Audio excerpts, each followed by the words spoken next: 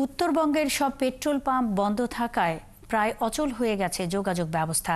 তেল না পেয়ে ভোগান্তিতে পড়েছেন মোটরসাইকেল, বাসসহ বিভিন্ন যানবাহনের মালিক শ্রমিকরা। একই সঙ্গে দুর্ভোগে পড়েছেন কৃষকরাও। তেলের অভাবে অনেকেরই সেচ বন্ধ রাখতে হয়েছে। সহকর্মীদের তথ্য ও ছবিতে প্রতিবেদন। বগুড়ার আদমদিঘির সান্তাহারে মহাসড়কের পাশে আনিকা ফিলিং স্টেশনটি মঙ্গলবার গুড়িয়ে দেওয়া হয়। উচ্ছেদ করা হয় আরও 2টি পাম্প। মালিকদের দাবি, বিনা নোটিশে সড়ক ও জনপথ বিভাগের এমন উচ্ছেদ আইনসম্মত নয়। তো হঠাৎ করে এরকম পাম্প বন্ধ, তো সেক্ষেত্রে তো আমরা বিপদে পড়ে গেছি। জনগণের ভোগান্তিটা মুখ্য বিষয় না, আসলে উদ্দেশ্য হলো আমাদের স্থাপনা যেগুলা এগুলাই যদি না থাকে তাহলে জনগণকে আমরা কি সেবাটাই দিয়ে থাকি।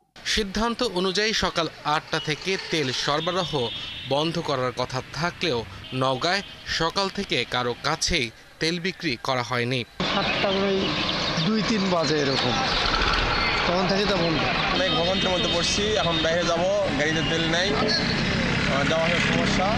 জয়পুরহাটে পাম্পে এসে ফিরে যান মোটরসাইকেল সহ বিভিন্ন যানবাহন চালক।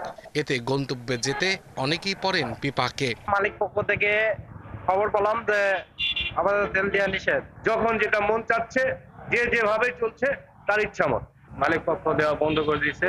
আমরা খুব বিপাকে পড়ছি। রাজশাহীতে সকাল থেকেই পাম্পগুলোতে বিভিন্ন যানবাহন ভিড় করলেও তেল না পাওয়ায় তারা দুর্ভোগের মুখে পড়েন।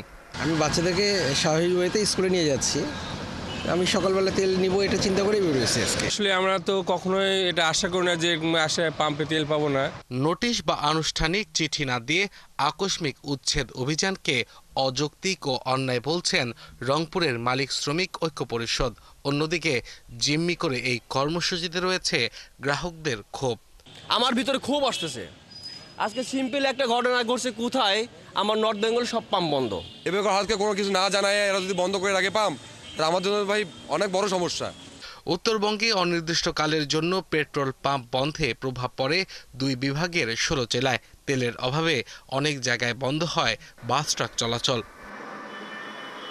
আব্দুল আল মামুন, 71।